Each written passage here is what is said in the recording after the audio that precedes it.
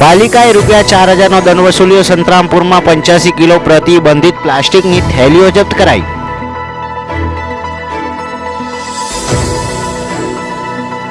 Social મીડિયામાં અનેક તર્ક વિતર્ક। ગોધરાના પશ્ચિમ વિસ્તારમાં 5 દીથી દેખાતા આકાશી ડ્રોને સર્જ્યું રહસ્ય।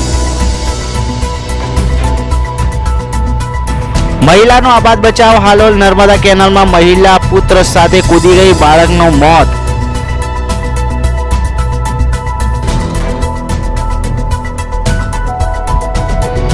હાલોલ ટોલનાકા પાસે યુવાનની ચપ્પાના ઘા મારીને હત્યા કરાઈ।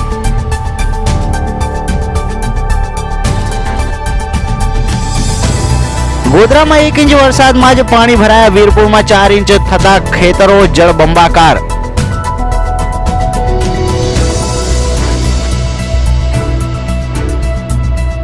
મોબાઈલ ચાર્જિંગના બહાને ઘરમાં ઘૂસી તરુણીને મારી નાખવાની ધમકી આપી બળાત્કાર ગુજાર્યો।